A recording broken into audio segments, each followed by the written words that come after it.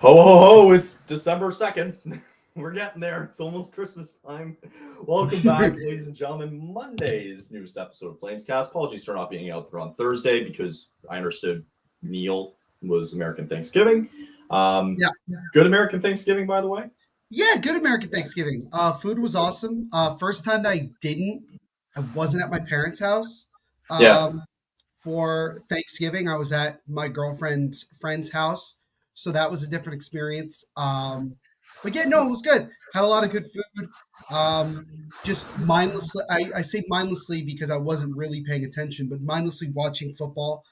Oh my God, the end of that Bears game was Well, that was the thing. I so was not watching, and funny. then all of a sudden, I was like, I realized where we were in the game. And I was like, wait, what happened? How did we get to this point? Because like I know. the Lions were winning, and it looked like it was going to be an easy win for the Lions, and then the Bears came back, and then Eberflus gets fired like the day after the game Yeah. happens. Like crazy Giants. It was actually a lot closer than I thought it was going to be. So I thought it was kind of one of those things where, like, when you're a fan and you clearly want your team to lose, you still want them to be competitive. So Oh, if of they course. lose by like 3 points or they lose by a touchdown, it sucks, but at the same time, like, you don't feel as bad because it's like, all right, they didn't look like that they were trying to lose. They looked like they Right. were actually trying to be competitive, and then it didn't, and they still not lost. So like, mission accomplished, I guess. You And know. then there was my Seahawks on Sunday against Aaron Oh Rodgers. boy, That was a I took a mess. nap. I took a nap when it was 21-3, I think. And 7. then Yeah. 21-7, whatever. I forgot score. And I know that Leonard Williams had like a big six, so that was funny. Or at least that's what it was, at least Yeah. how ESPN described it. And the Jets losing, and I'm just like, I kind of expected it. Just like looking from the Jets' perspective, it's like, you expect it. Exactly. I was Yeah. so like, I hate this team so much, but they're still finding a way to win. Did it make you feel better about what happened this whole last week with the Flames? Yeah, I was so mad yesterday because, okay, Flames fan and then also Seahawks fan. So, like, watching that game Sunday, I even got more enraged because of Saturday night, and then they found a way to win, and I was like content Yeah, going you in. were just like, I'm at peace. Yeah, today's gonna be a Right. fun one though. Oh, Yeah, God. let's take a recap on this road trip. We'll look back at the standings now that we're in December, and then we'll get ready for tomorrow's game. I was also live on Friday against Columbus for a little bit. I thought there was going to be a tribute for Gaudreau because the two teams were meeting for the first time. There's going to be a big one tomorrow night because it's Gaudreau's return, so to speak, Right. to what it was supposed to be. We can say that Guy Gaudreau was out on the ice today for Flames practice, so he was out there chatting with Anderson and Vladar and all that. Also, shout out to Ryan Leslie on Sportsnet on Thanksgiving Thursday. Himself, Rasmus Anderson, Sean Monahan, they all went to Meredith's house with the kids, and they had a great day. And it was a really special. That was great. That was really cool to see. So, doing that on Friday was really cool. I was really happy that Monahan's doing okay. And as much as it was a game on Friday, it was just kind of a step back to be like, okay, like, we understand the situation and, hope for all the best. But aside from that, there was hockey games that were played. Not really? good ones. I didn't notice. We didn't notice either because Apparently they didn't either. So let's recap a little bit. Last time we chatted was last Monday. I won't go too deep into what happened with Ottawa and Detroit. They were fairly competitive. They just kind of fell behind again early and tried to play catch up for most of the parts. So I don't want to dive too deep into those ones, but it's important to dive into what happened these last two games. So to catch Neil up a little bit too as well on what happened. I was live Friday. I was focusing a little bit more on the Devils. Fair enough. To be fair, everybody knows that I cover the Devils. I try my best to stay up with the Flames as best as I can. And when you don't have access to watching the games, it's hard. Twitter's the best place that I can go to. Well, let me tell you.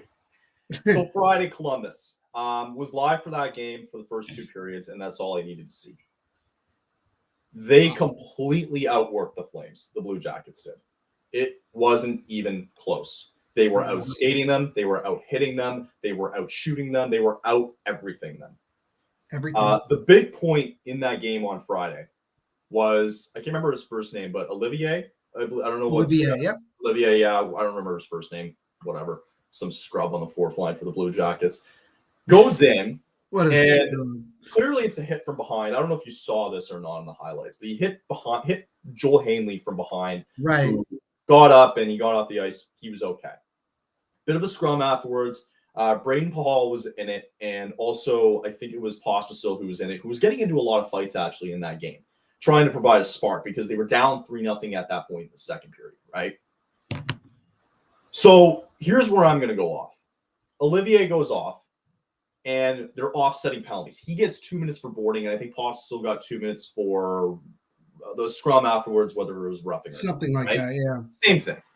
Here's what pissed me off the most. It's not the players. It's Ryan Huska, okay? He's a great guy. I think he fits for this team. He's the right coach for this team because he knows that they have to play the right way in order to win games. Mm-hmm. Here's what bothered me. The call is made that it's offsetting penalties.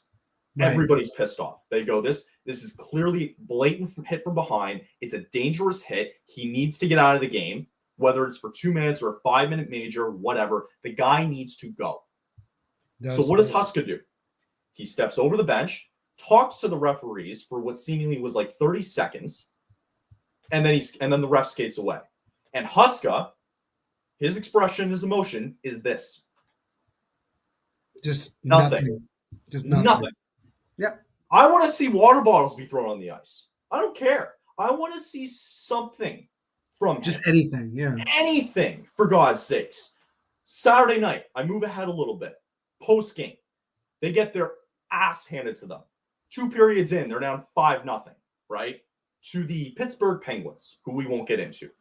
Post game, Ryan Huska, your thoughts on the game? Well, we were a little slow up to start off the first period, and we just kind of lost our footing there going to the second, and we lost momentum. No shit, Sherlock. Yeah, right. Now 5-0. No shit. And he's talking to the media afterwards, like the same thing that he does after a win, right? It's like, dude, on the first point, Olivier, who clearly should have been tossed from the game, doesn't. You're not upset by it. You say that you are, but you're not throwing any sort of emotion at us here, right? There's no spark there. Yeah, the guys can try to fight, but I'm pretty sure Olivier came out of the box and kicked Ryan Lomberg's ass later in the game, right? Mm-hmm. And then you go forward into the next night. You should be rested. You should be ready to go, right? You've had a terrible road trip at this point. You should bounce back against a Penguins team that's been bad all year, and they go out there and outwork you and kick your ass on Saturday. And you come out post-game and you say that. I have a problem with that. No, thank you. No, ma'am. Nope. Not happening. Where's the emotion? Where's these guys sucked. They got outworked, and every single one of them needs to bag skate come Monday. I don't care. Look, I apologize. I don't care if Giga Gaudreau's there today. I don't care. I get it. It's great that he's there. It's great that, he's getting a chance to be with the team, and, with these circumstances, I got it. I got the whole thing. 100%. I get it. And I even get tomorrow night, Tuesday, it's going to be emotional. It's going to be touching 100%. We've been saying it all year, been leading up to it. I got it. Right. Nah, not on Monday, man. Not today.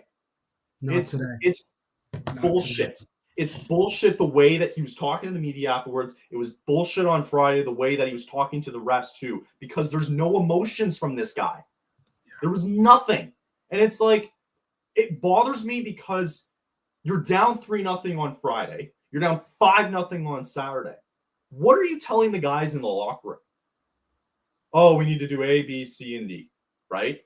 Mm-hmm. Get pissed. Start throwing chairs. Do something. I need to see some sense of emotion from him. That's the one thing that's missing from him, right? Mm-hmm. The players are the players at the end of the day. Right. We've talked about it all year long, where there's no production. There's nothing coming from Kuzmenko. Last time I checked, and we're going to show it later in this episode, that I think he's getting scratched for tomorrow night's game, or he's the 12th or the 13th forward tomorrow. I think he ends up getting scratched. That's sure, he might it. get healthy scratch. He's got 1 goal in the last 19 games. It's not good enough, right? Whatever. Kadri and Huberdeau get late garbage goals on the third period on Saturday night. Good for you, right?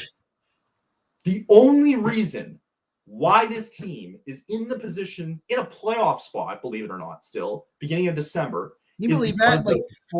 Like after this road trip, we're still there. We're still in a playoff spot. It's still there. Sense. Yeah, makes no sense. Same. The only reason why you are in this spot is because of 4 guys: Zari, Coronado, Wolf, and Vladar. Yeah. That's it. And you know what? Actually, I should include 2 more: Anderson and Uyghur in terms of point. Yeah, I was gonna say. Yeah, I forgot those. Uyghur definitely. Yes. Yeah, you know what I mean, right? Yeah, I know what you're saying. I'm with it. So to finish this, you're now at home for 2 games this week. You had a terrible road trip. We knew it too. We knew it at the beginning of last week's episode that we said this was going to be a tough road trip. We knew it. We called it. 100%. 100%. But I get to round out my argument here, the players are the players. We know why they suck. We know why that there's no production coming from them, right? From the guys that need to do it, they're not, right? Like we said, Huberdeau, if he gets 60 points this year, great. Same thing with Kadri, whatever. Same thing with some of the other guys. Even Kuzmenko, for God's sakes. Like, just get 40, you know? Mm-hmm.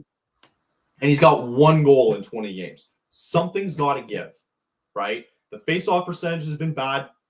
We've said it all this time. The players have been terrible. Outside of the select few that I just named, and maybe I'm missing 1 or 2 if you want to throw in that argument. Mm-hmm. But as the coach of this team, you had that bullshit call that happened to you on Friday with Olivier. You go down 5-0 to the Penguins on Saturday, and it's stone-face replies. Stone-face to the ref on Friday, stone-face to the media after the game saying, oh, well, you know what? They got away from us a bit in the first. I thought we had a good first period, but then it just got away from us in the second. Yeah, no shit, Sherlock. So I want to see this next episode of The Chase come out. I want to see him in intermissions, and I want to know what he's saying. I'm glad that they're doing this because I want to see what this guy is saying because it's not good enough. He's the right guy for this team. He's got the right system in place. He knows what this team needs to do in order to win. And they're not, A, they weren't doing it all week, but mm-hmm. B, what pissed me off the most this weekend was him. There was no reaction from him. It's just kind of like, you know what, we're just going to move on, right? Stone face, no pissed off anger. Like, I've been going on for a little bit here, so I want Neil's reaction to this. But it bothers me when a coach does that, right? It's sure. If you saw the hit on Friday, mm-hmm. It's clear that should have been a major. That's blatant hit from behind. You should be gone. Suspension worthy or not, I don't care. He should be gone for the game, right? I agree. So for Huska to talk to the guy afterwards for 20 seconds to the ref and then he skates away with nothing and then he just goes back to his regular post was so frustrating to me. You should have seen the stream on Friday with me. I was heated. That's my thing. That's all I wanted to say about this road trip because it was only those 2 games that I cared about. I thought they were fine on Wednesday. They weren't able to score. Or excuse me, when they played the Red Wings on Wednesday. They were fine. Sure. Whatever. They got a point from it. I was happy with that. Right? Knowing that you had these 2 games back to back and you have that. Your thoughts? Yeah, I mean, last week I said that the Flames needed to get about 5 points at least on this road trip. And I felt that looking at it on paper, that was a good possibility.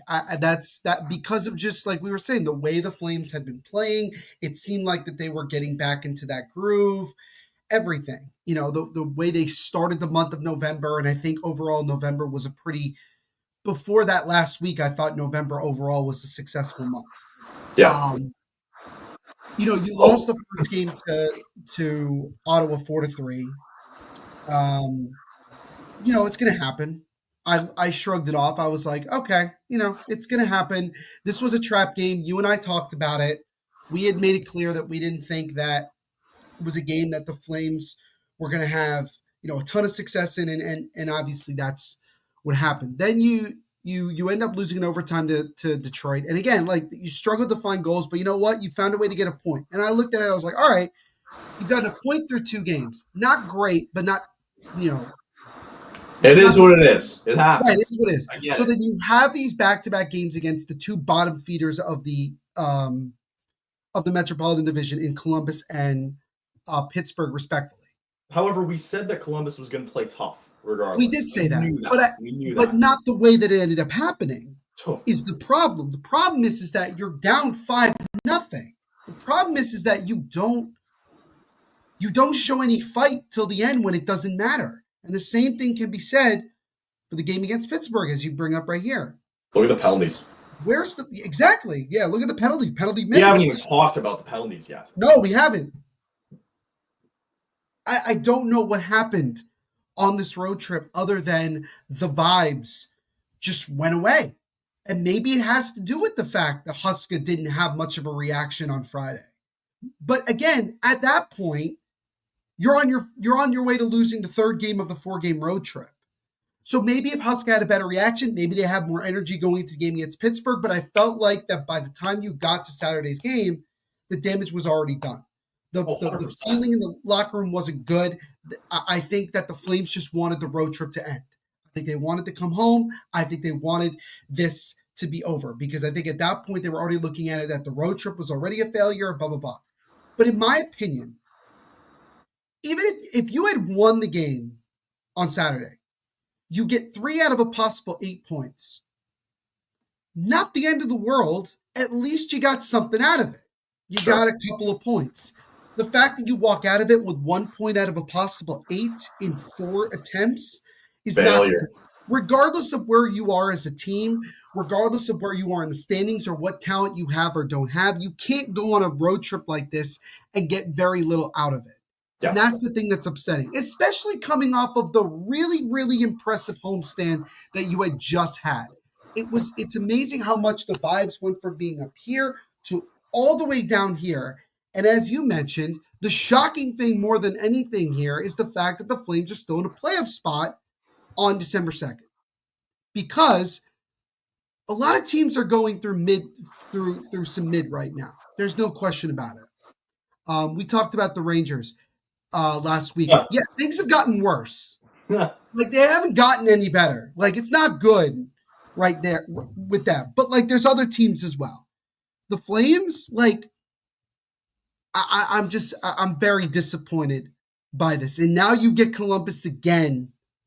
At least you get redemption tomorrow night. You better come out Oh, and play your best game. Like this reminds me so much, Kyle, of the day before. Like we were recording an episode the day before Utah. the game against the Devils a Yep. month ago.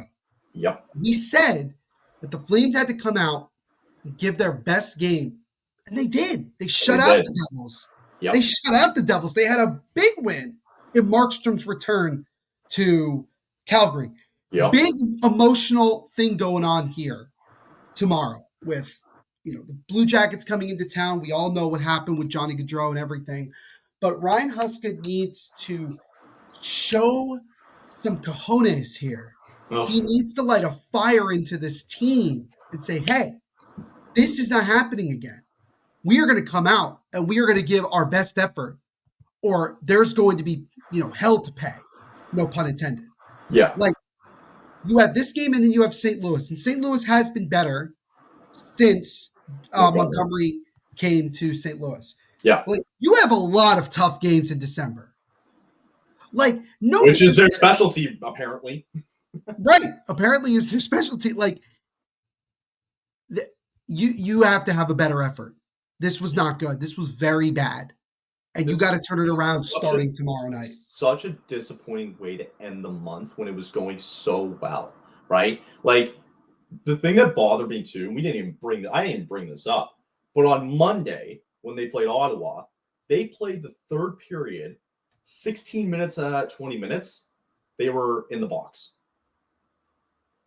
Like, the entire 3rd period, they were playing in the penalty with 1 man down, right? Mm-hmm. They played Saturday against Pittsburgh, gave them 5 power plays. They gave Columbus, I think, the odd power play here and there. They gave Detroit a power play goal at the very beginning of the game on Wednesday. Yep. That's what's shooting them in the foot because they're playing with one man down almost a quarter of the games here. So, look, it's definitely been their worst stretch of the season, right? If there's any positive to take away from this, is that we're only 2 months in. A lot of guys have been slow, specifically Kuzmenko, right? Mm-hmm. And there's lots of time.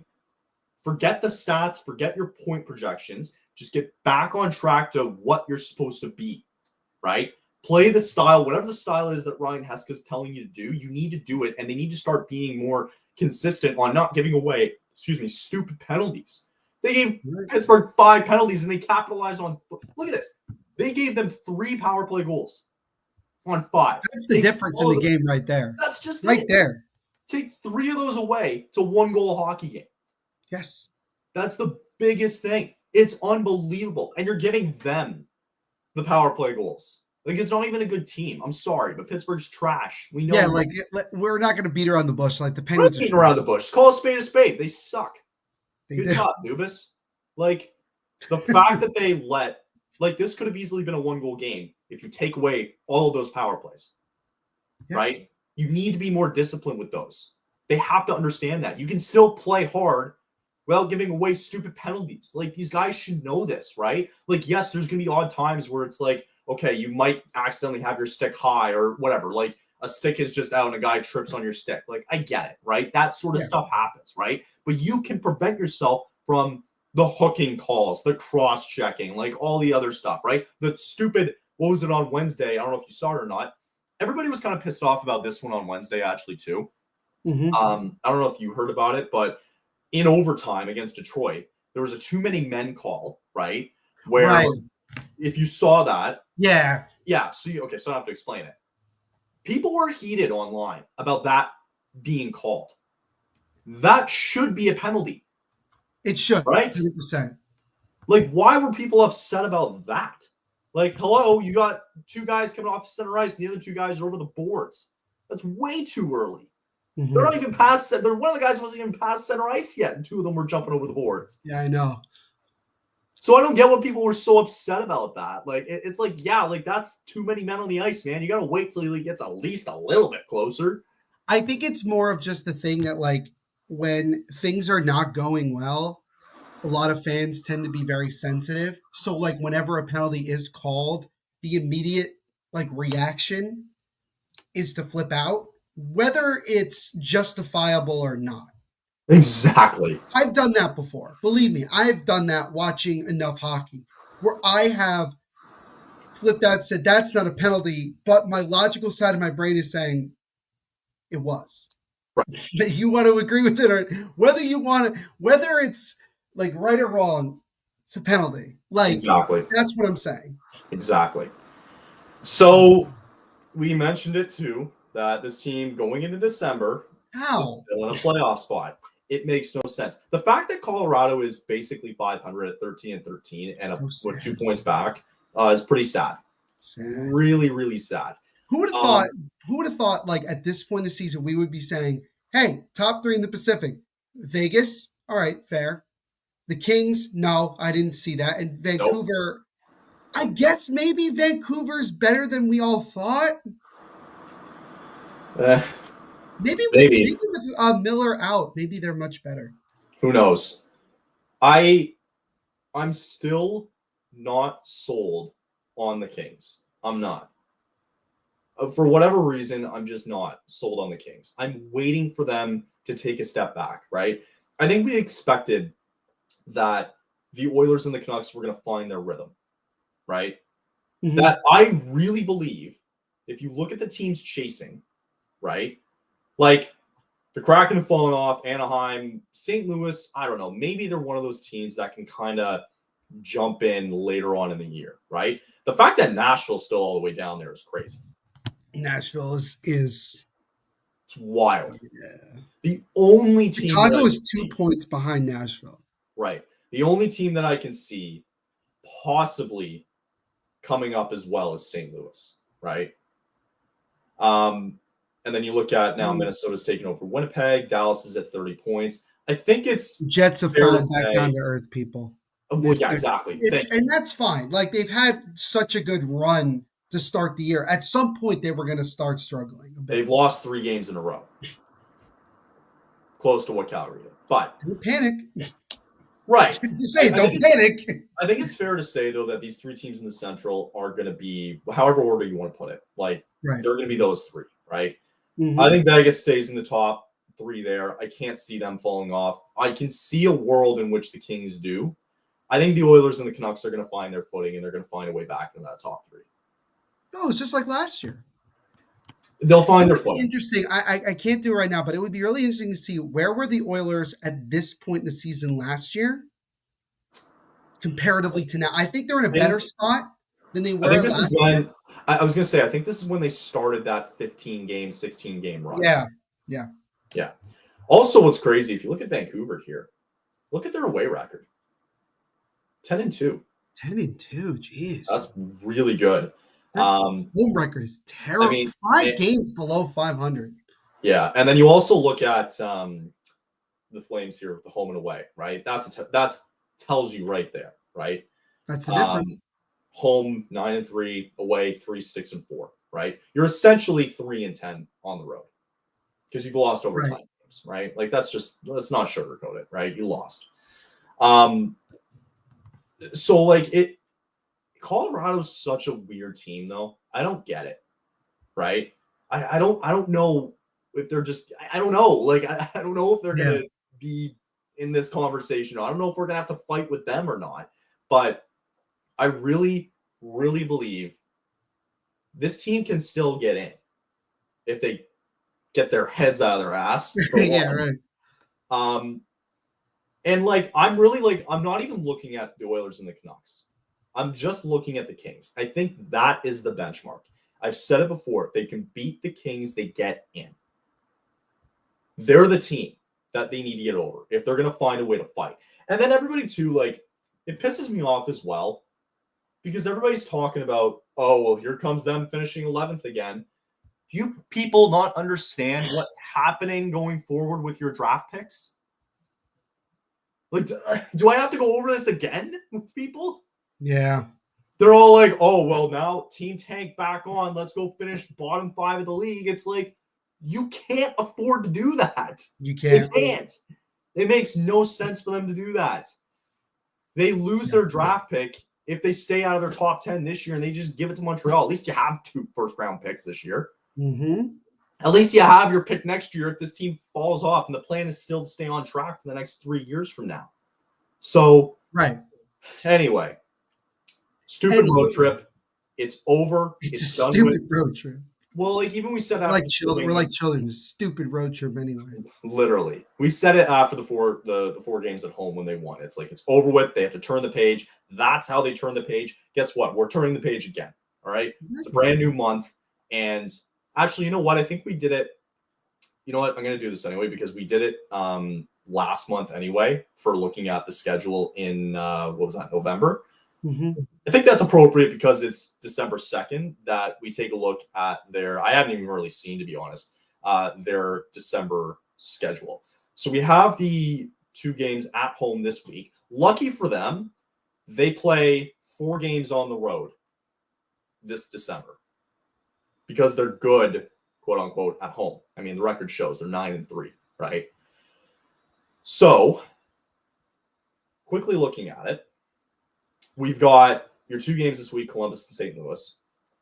You got to go in Dallas. In Nashville is going to be a big one too, right?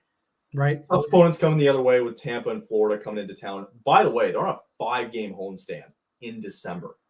Tampa, Florida, Boston, Ottawa, Chicago. Good games. A little bit of redemption against Ottawa, right? Same thing with Boston and Chicago coming into town too. That's going to be a big week, right? Yeah. Huge. And then on the road, you're in San Jose and then back in Vegas because you lost 5-0 earlier on in October in Vegas. So a little bit of redemption. And then you play your last game, believe it or not, of the year against Vancouver. Sorry, You play your last game of the regular season against the Canucks on New Year's at home. I think they might have one more, but I could be wrong. Mm-hmm.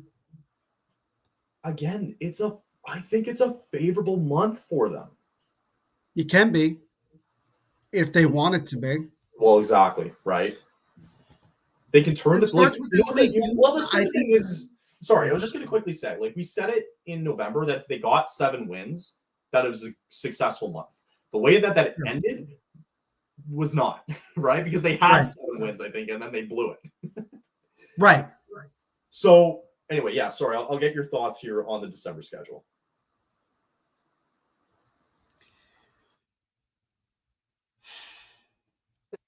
I'm just trying to like process. No, I got it.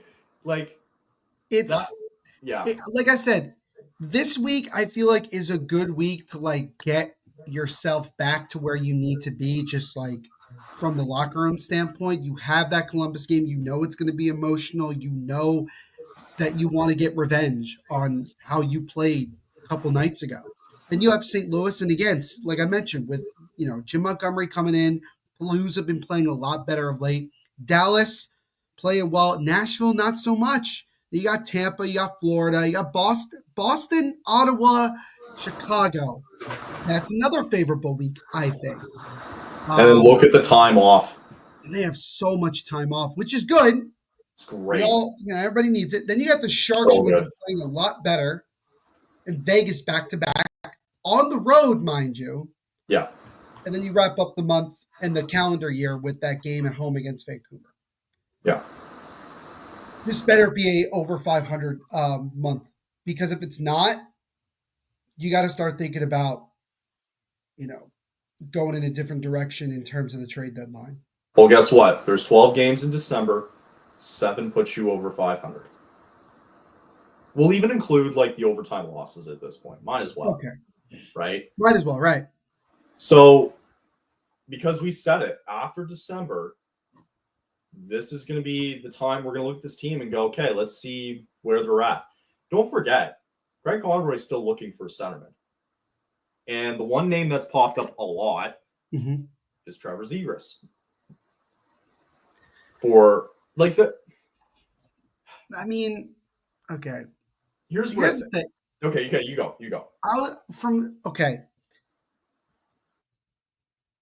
I am okay with it if we're going to develop him. I'm very much okay with it if that's the direction. If you think that Trevor Zegras is just going to come in and immediately be like a top 6, no, it ain't going to happen. Not going to happen that way. It depends on what the Ducks are asking for, which I don't know. Because who knows what the value of Zegras is at this point? It's not where it was like 2 years ago. No, not at all. I would argue to say that Frank Petrano has more value to him at the deadline than Trevor Zegras. That's the problem is that by the way, I'm not saying the Flames should go get Frank Petrano. I'm just using it as an example. It's weird because they have to find it it's very limited, right? They hold no leverage in any of these trade talks, right? Because the team doesn't have to get rid of them unless, in this case, Conroy's looking at a disgruntled team with a centerman who's young, who has a contract that works for this team that they can stay long term, who is good at the face-off draw and can score. There's a lot of specifications that they need for that center position, right? Right. Yeah, we're drawing away from the fact of the schedule here, but maybe we'll chat about that in the new year, right? Overall, looking at the schedule, it's silly because they play up to their opponents, right? They do. You could easily look at the week of Dallas, Nashville, Tampa, and Florida and go, they could lose every single one of those games. Nashville, it's still a tough barn to win it. You know what I mean? But those are one of those weeks where all of a sudden, oh my God, they could win all 4 of those games. Like they just did. They could surprise us like they did 2 weeks ago. Exactly. We could very much look at it by like the middle of the month. We might be like, oh wow, we're in a really good spot. I think if you want it, let's put it this way. If we want to take this team seriously about making the playoffs, I think they have to win 8 games. in this month. Yeah. Right? You immediately can't, like, if you want to be serious about doing this, right? You can't lose to teams like San Jose. You can't lose to teams like Chicago. You can't lose to teams like Ottawa. You can probably take one to Boston, right? Because you're competitive with them in Boston, by the way. You can't lose to teams like Columbus in your own building. What did I just name off? 5 games there? You did. You should. I would even throw in St. Louis, right? And then you might have to be a team you have to be like maybe 2 teams that are in a playoff spot. Whether that goes accordingly or not, probably completely thrown out the window. But you get what I mean. I get no, completely. So anyway, that's the road trip. That's what it looks ahead. We'll take a breather. We'll come back. We'll look at the lineups because Steinberg has some of the lineups from today's practice, and we'll also get into. I think there was also some player movement as well, and player movement that I do have written down. Yes, we'll get into all that. Let's take a bit of a breather. We'll do some ads, and we'll come right back.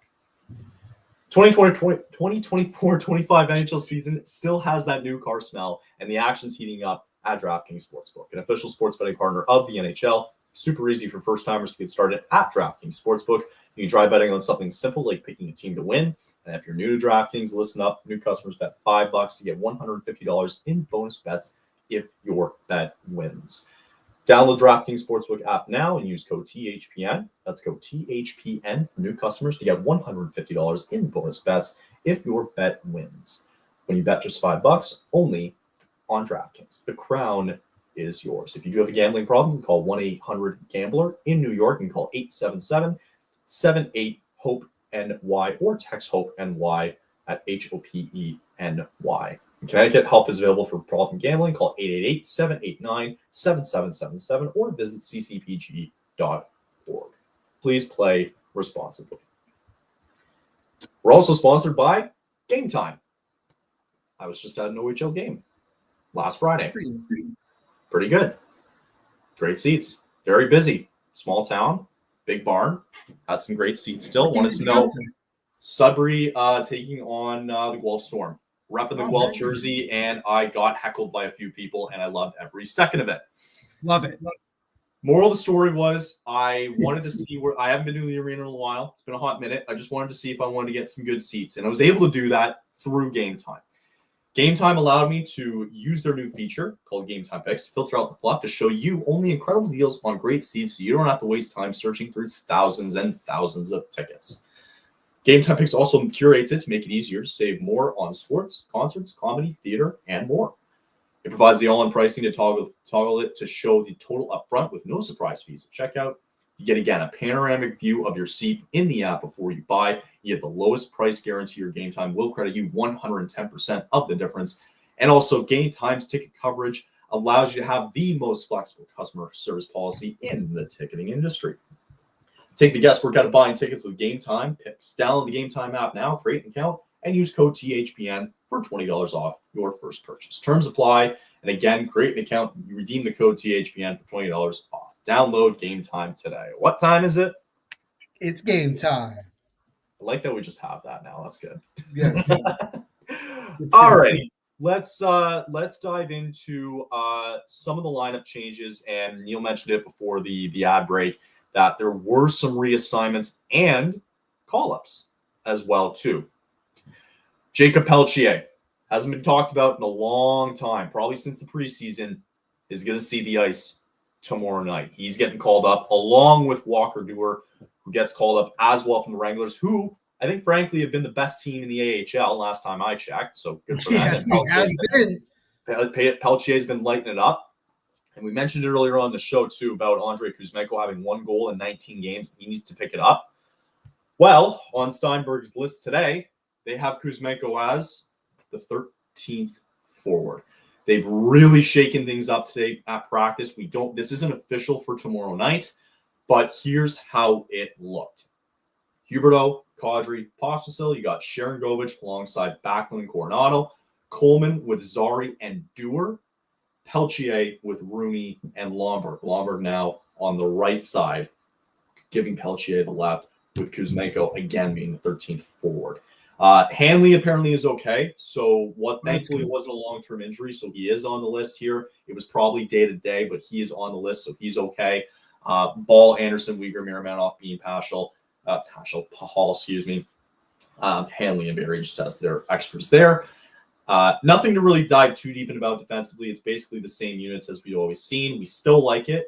Vladar being on top of Wolf gives nod to Vladar starting tomorrow night or Wolf. I would imagine that, don't take that too seriously. I imagine that Wolf probably gets the start. They've been doing a lot of back and forth this year so far. Vladar did just start on Saturday.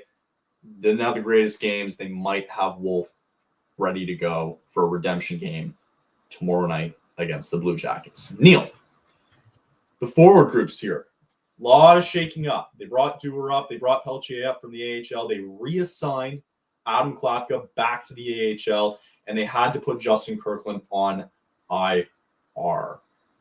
Anything you notice from this forward group? I think I just like that, we're immediately putting Dewar and Peltier into the lineup. You call them up for a reason. And, you're shaking up that bottom six, Yeah. so to speak. I think it's funny. I look back to like our episode literally last week. We were looking at the rush lines. Looks a lot different than it did a week ago. Oh my God, it's It's changed, fair to hasn't say. it? The defensive core not as much, but certainly the forward lines, yeah, a lot. It's changed. I actually like the Sharon Govich, Backlund, Coronado trio there, honestly, because I think that Backlund's not, as we know, Backlund's not a prime goal scorer, not the fleetest of foot, but he's certainly being paired with a guy who has a really really good shot in Sharon Govich, Coronado, a guy who can crash the net and be a little bit gritty down low. I think is a good. You get kind of a little bit of everything. I think is the way I look at it. So I like that. Really want to see what Peltier and Dewar can do. Getting into the lineup, if this is indeed what we're going to see. But again, especially if, like Kyle mentioned, take it with a grain of salt. Things could look completely different tomorrow at morning skate. It might be It's different every day with this goddamn right, team. and because we've talked about it, they don't have a defined four lines. It's just four lines that Huska can just do whatever he wants with, and we've clearly seen that.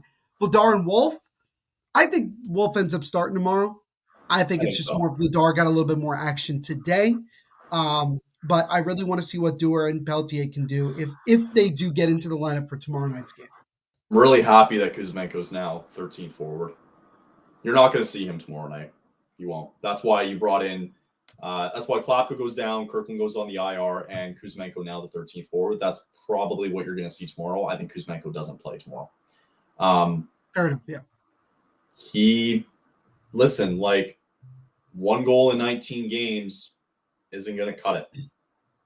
You need to. There's got to that be contract talks of. This was we're a not really talking about the it, are stupid we? thing is that it's a contract year for Kuzmenko, and it's not like he's being paired with guys that are fourth line guys. He's being paired with Nazem Kadri, who is no scrub. He's not having a great year, but he's no scrub, right? Right. And he's been paired up with guys on the left. At the beginning of the year, it was Honzik, and then it changed with Sharon Govich. Again, it's a lot of changing with this team, and that's one thing I don't like It because is. you want to find some sort of consistency with different guys, or excuse me, with the same guys, right? So, because it's like, oh, I'm just getting into a rhythm here. Maybe if that's like back in the Coronado, and then all of a sudden Thursday they change it up, and it's like, well, what the heck, right? Right. So, yeah, at some point, like, there's like now all of a sudden you have Huberdeau with Kadri. Great. Like I hate that with a grain of salt. I hate it. I hate it that he's with Pospisil. That's the line that pisses me off. Why? Right. What's Huberdeau gonna do on that line? What, he's gonna feed Kadri because he's been such a goal scorer this year? Mm-hmm. You want to make Huberdeau effective? Put him on a line with Zari and Coronado.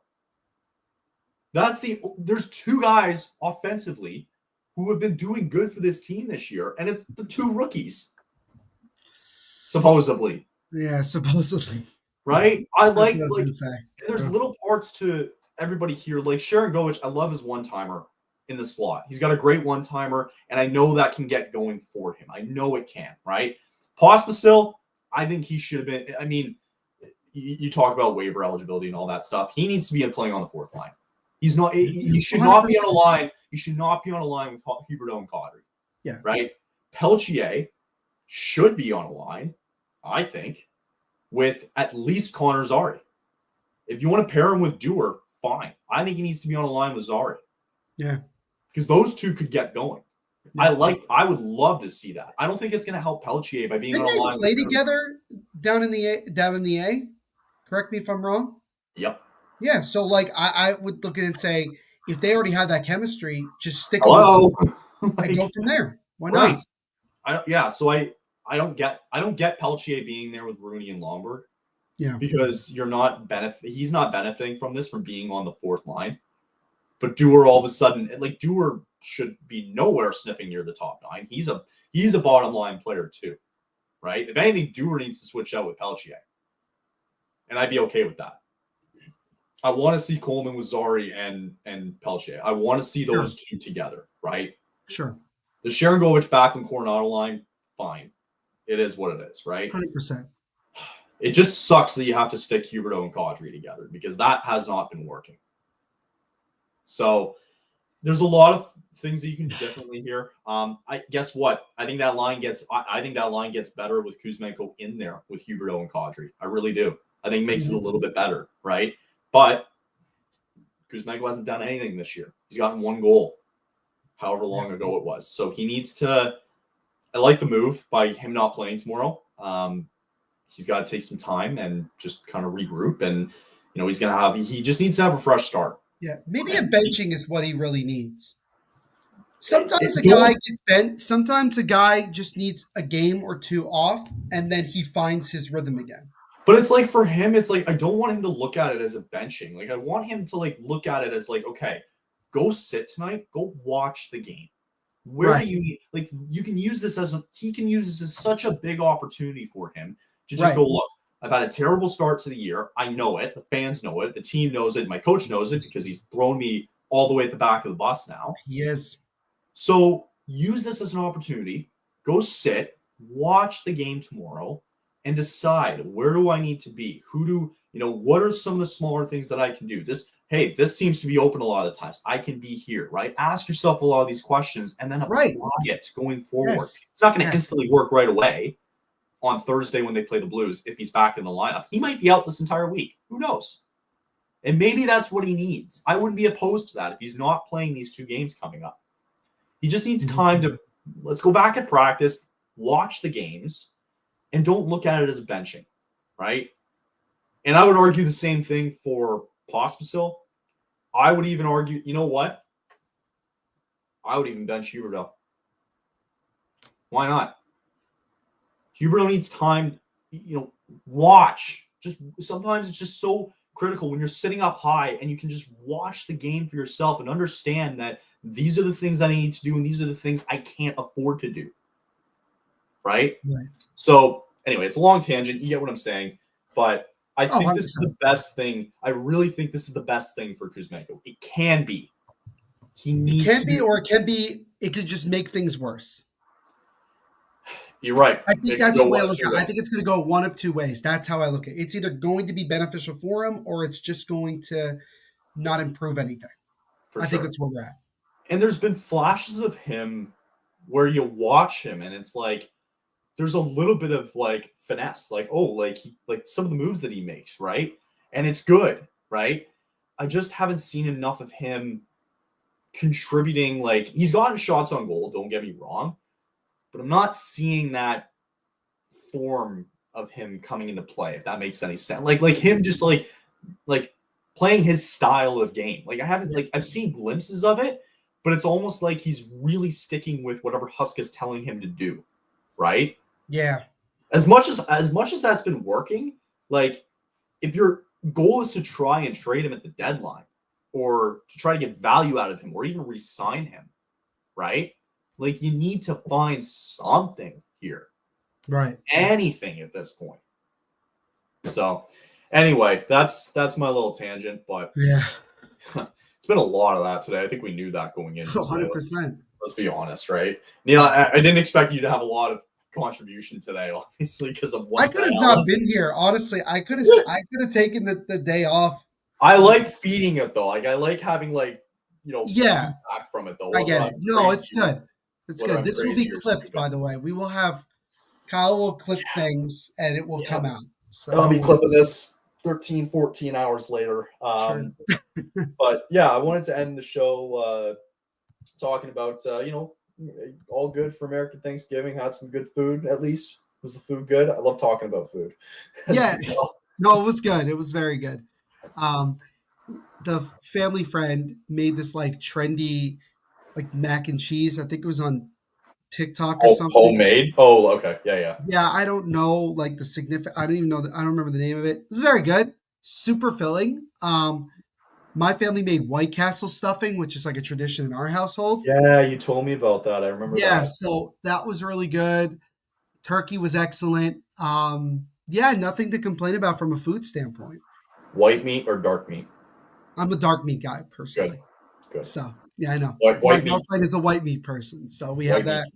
Yeah. Yeah, White meat can go away. Sometimes we do white like meat can shove off for all now that the holidays are around the corner too. Like we like to that. same thing for Canadian Thanksgiving. Like same thing. Like you do the whole When ham. is Like whenever which we is when I always forget when Canadian beginning of Thanksgiving. October, like Right. first Yeah. second week of October, Sure. Yep. and like we'll do the whole 9 yards. Same thing as you guys do the stuffing, the dark meat, like whatever, Mhm. ham, mashed potatoes, all that fun stuff.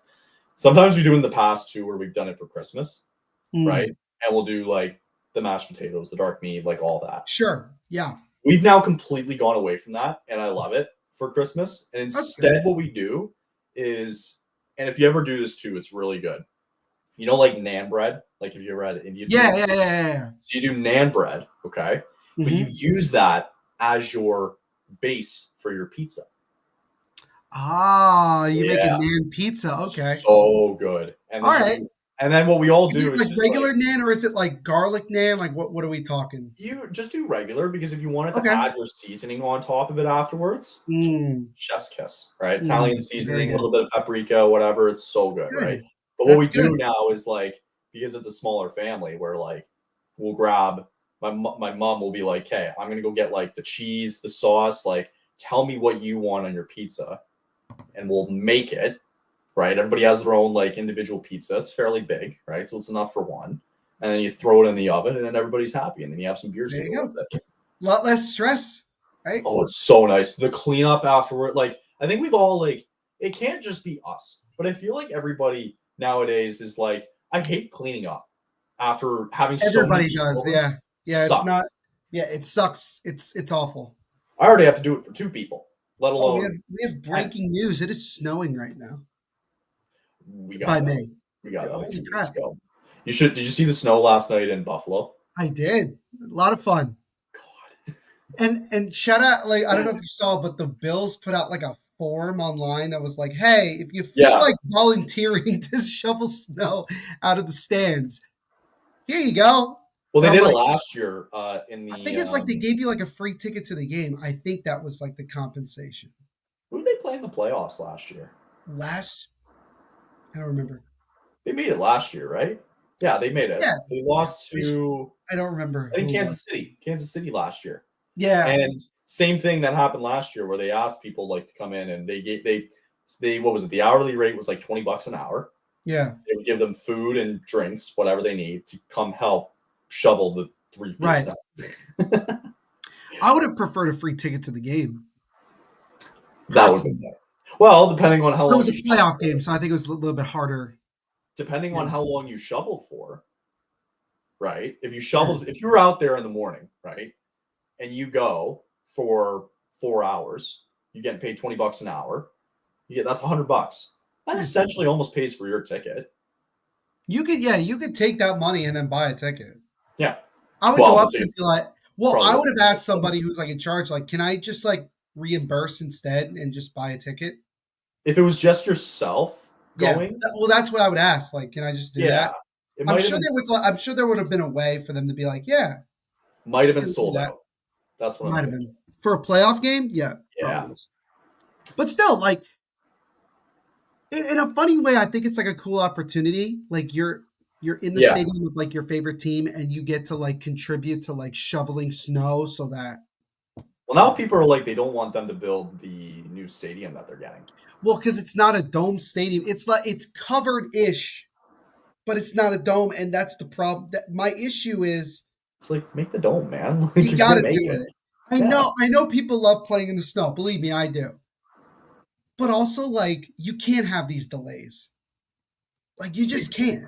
You can't. It's tough. Like when you look at Green Bay and you look at Buffalo, Love there them. are two cities that are so close to massive lakes, right? And we had delays here, um, halfway between my hometown and where I live now, because there's such a big lake, and there's because of the wind, it pushes all the snow Right.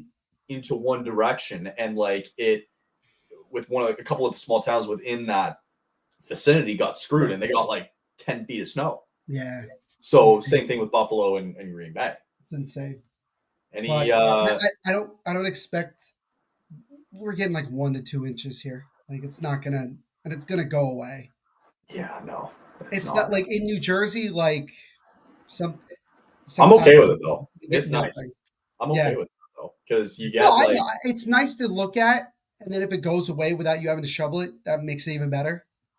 even better. Like I like the winter when it's not -20 out. If it's like sorry Celsius, if it's like 0 Celsius, which is 50, 60 for you guys, I don't know the conversion. let's call it 50. Like that's like Speaking another language to me. it's good. It's a good like I can go out. I'm not freezing my ass off. I can go for a Right. walk. It's all good, right? And Sure. then you realize you have 3 months of winter left before you get all the mushy stuff in March, which I sucks. always just find it funny, like we get into December and it's not technically winter. I Like know. it's not the winter solstice yet. I'm like, here's the thing. For a lot of us, the second it becomes December, it's wintertime. Yeah, we've had Decembers though before where it's been green for the whole month. Yeah, That's not going to be the case here, I don't think. for sure. But who Last knows? thing, because we talked about football, because we're in December. This was a big weekend. Any any favorites that you have now rolling through the AFC and the NFC? I mean, in terms of like who I think, like I would say, like the teams in the NFC that stand out to me are Detroit, Philadelphia. Philly now. Yeah, Philly now, especially how Yeah. they played in Baltimore last night. Whew. Um, that's about as from the NFC. That's about the best I can think of. Maybe throwing Green Bay, but that's about it. Yeah, Green Bay has been really good, and they might be that sneaky team that we don't expect that makes a deep run. Who knows? We'll see. I From the think the AFC. AFC, Yeah, sorry, go I ahead. would say Buffalo. I'd throw Kansas City, but my argument is that they have had way too many close calls. I think They've it's had because they're having way trouble protecting Mahomes. right, and their red zone offense is bad. Yeah. They get down within like the 15-yard line, they can't score, If or they get the for touchdowns. if the Chiefs lose one more game, I think the Bills will have home field the rest of the way. I think that's what the Bills are banking on at this point. Yeah, they have to. Like it's I one think game there's confidence that they can win. They can win out. in They just gotta LA, hope and that Kansas then City has like a bad game and drops it. yeah, they're like in LA, and then they have another. Oh, and then they're in Detroit after LA this week. Yeah, That's maybe a Super huge. Bowl And preview. then they have I know right, and then you have Patriots and Jets for the Bills to end the year. So that's like whatever. And like at that point, yeah.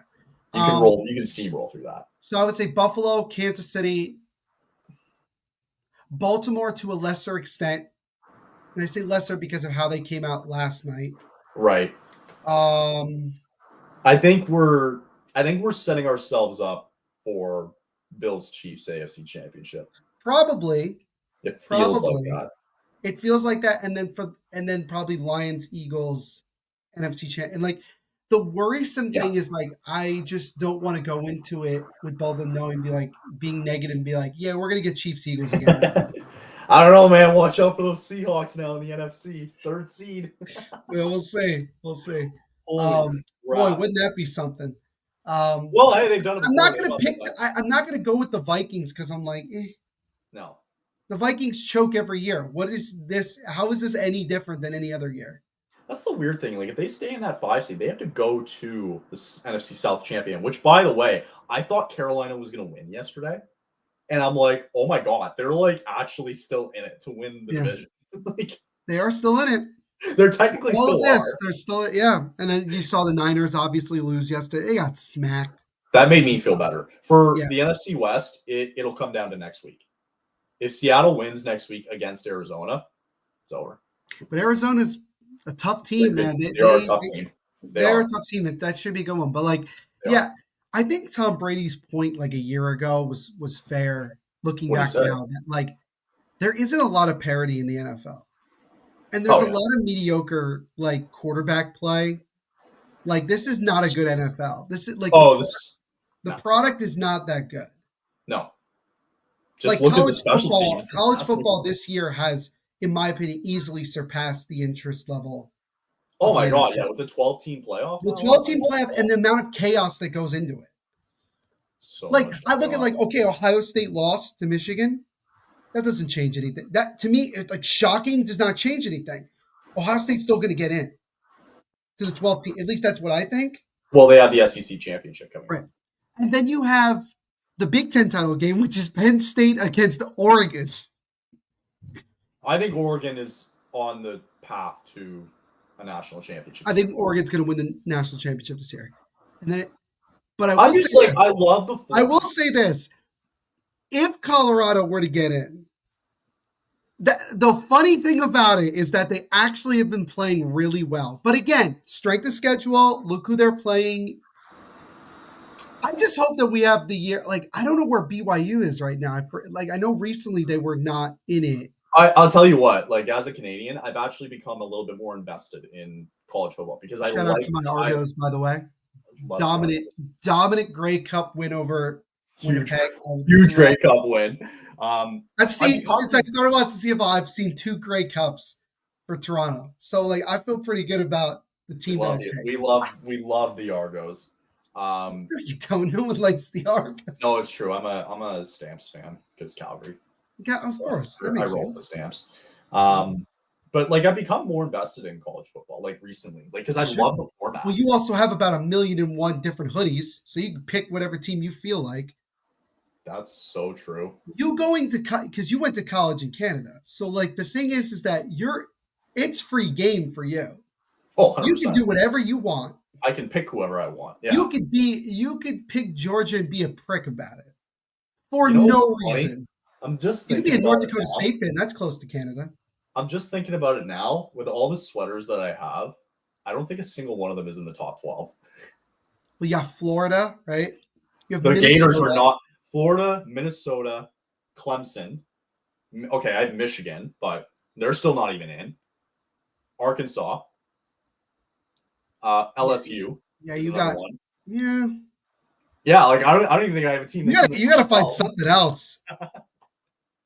Well, hey, if I had to go anywhere, it would have been Syracuse in the U.S. See, that's a good team to pick because Fran Brown is turning that program as a really good Syracuse team, very good. They beat Miami. They beat Miami, but you know what's hilarious? It may not screw over Miami in terms of getting into the playoff. So that comes out tomorrow, right? The next wave of the rankings, yeah, tomorrow night. Yeah. Is there any Tuesday night football? I don't even know. Maybe. I don't know. But I tell you what, I've become a lot more invested in this now because I'm just like, this is neat. It's like good. 12 teams that can like make it. And remember, like some of the games, they're not going to be bowl games. They're just going to be like they're playing on a neutral field. Exactly. Yeah. It'll be really cool to see. I have this argument that the Rose Bowl should be kept out of the college football. That's special because you're ruining the tradition that is the Rose Bowl. You're making the Rose Bowl into nothing. You're making the Cotton Bowl into nothing. Do you like the fact that bowl players, like if you don't make the college playoff and you have these bowl games that they sit out? Do I have a problem with it? Yeah. Yes and no. Yes and no. I can see why. I don't have a problem with it because I understand it from the player standpoint. They want to be healthy to get ready for the combine and get ready to be drafted. Yeah. I have a problem with it because you've gone through the entire season with your brothers, going to practice, going through games. Classes. And then the last game of the year, you're just like, I'm done. And the bowl game, regardless of what you play in, I think a bowl game is special. Take it from me. Yeah. I'm a Rutgers fan, right? full-fledged. The Rutgers went 7-6 last year, What are they this year? and they went 7-5. So, like from a regular season standpoint, better than last year. Rutgers went to the Pinstripe Bowl, which to a lot of people is not a big deal. Pinstripe Bowl is at Yankee Stadium, FYI. Mm-hmm. To me, that's for a lot of those guys, it's a huge deal. They won a bowl game and they beat Miami. Granted, that wasn't the Miami that we know now, but they beat Miami. Right. This year, they might play Texas Tech, who they've never played before. They might play in the Duke's Mayo Bowl, which I think would be hilarious because the winning coach gets a tub of mayo dumped on them. That'd be funny. Like it's an opportunity. What's really important for a lot of teams, a bowl game means an extra round of practice, an extra 2 weeks of practicing. You get another game in, especially for the players that are going to be back next year. And you could win the game and go into the offseason with momentum. If anything, it's another chance for those guys to perform, right? Also, if you're a fan of the team, it's just another opportunity to watch your team play. Fair. And I love bowl season. Bowl season is my favorite time of the year. My brother and I will sit and we will watch. We will literally try to watch every single bowl game, regardless of who's playing in it. And we will only stop watching if it becomes a blowout. Then we don't care. But you never know when a good bowl game happens. You do not know. It'll be interesting when they release the college schedule, like the playoff schedule next week. Sure. That'll be good. Yeah. They'll be good. Yeah. Okay, I think that'll wrap it up for today. Be back on Thursday for a recap of Tuesday's game, and then we'll get you guys set for Thursday night. Might go live, might not. I don't know. Your Devils have a big game. Devils have a big game tonight. Devils big game tonight at Madison Square Garden against the struggling, can't believe I'm saying this, struggling New York Rangers. Yep. No Matt Rempe in the lineup. As a matter of fact, he's not even on the team. It's a good sign. Kind of surprising. I thought they would have done that. But also I think this shows you how very non-skilled Matt Rempe actually is. Yeah. So we'll see. Big game tonight. Should be a fun one. I'll be watching it. I'll watch it. Yeah. I don't think it's on national TV, but you know. Oh, I can still get it. Yeah, I'm sure you will. I have no doubts. My should be a good one. No Jack Hughes at practice today, but he's playing today. So I don't know. Why he just needs to have the legs ready. Well, these guys don't need practice. They're just like, get me out there. These guys don't. I think the goalies need practice. Both Markstrom and Allen have not played well. Is it Markstrom tonight? Markstrom. It sounds like it's Markstrom versus Sturkin tonight. So it's going to be all hands on deck for this one. Yeah, it should be good. Should be really good. And for Sheldon Keefe, it's going to be his first intro into the Hudson River rivalry, which will be good. And knowing how Peter Laviolette and Sheldon Keefe are in terms of yelling at the ref and everything, if there is drama, I would love to see them both go at it, like screaming. If it was a playoff matchup, I'm sure they would. Oh yeah. Oh Lord. Should be a good one. So we'll see. We'll see how tonight goes. Cool. That'll wrap it up for today, though. That's number 20 in the books, and we will see you all again on Thursday for the next one. So hope everybody has a good week coming up. You as well, Neil. Thank you again for doing this today. We'll see you all on Thursday. Later.